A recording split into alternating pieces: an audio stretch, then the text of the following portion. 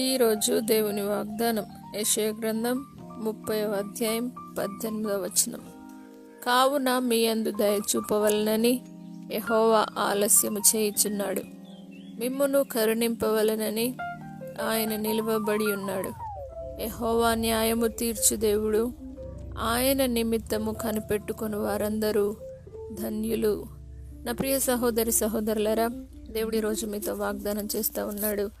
మీ యందు దయ చూపవలనని యెహోవా ఆలస్యం చేయుచున్నాడు.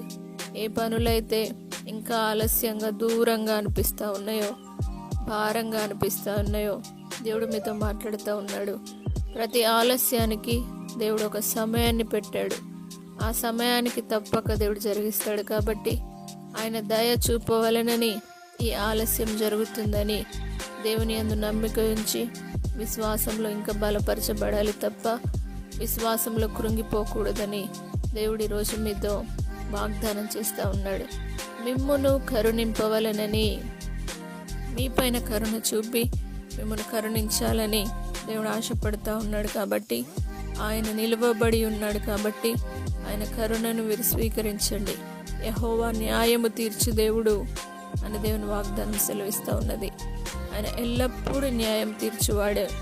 నా ప్రియ సహోదరులారా, ఈ లోకంలో ఎవరు నమ్మదగిన వారు కారు, కానీ నా దేవుడు ఒక్కడే న్యాయము తీర్చువాడు. కనుక ఆయన న్యాయము తీర్చు దేవుడు, ఆయన నిమిత్తము కనిపెట్టుకొని వారందరూ ధన్యులు అని దేవుడు సెలవిస్తూ ఉన్నాడు.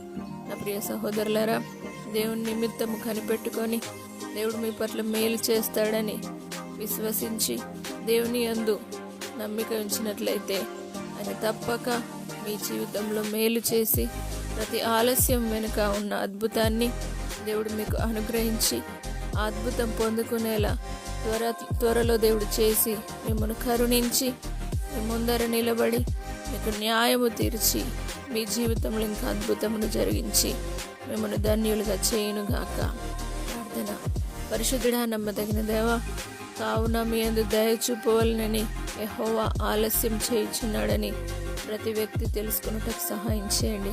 ప్రతి ఆలస్యం వెనుక దేవా నీ యొక్క ప్రణాళిక దాచి ఉంచబడిందని ప్రతి ఒక్కరు గ్రహించుదురుగాక.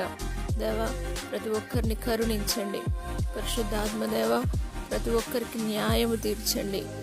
మీరే నిజమైన దేవుడని వారు తెలుసుకున్నట్లు సహాయం చేయండి. న్యాయము తీర్చువాడా, న్యాయమును తీర్చండి.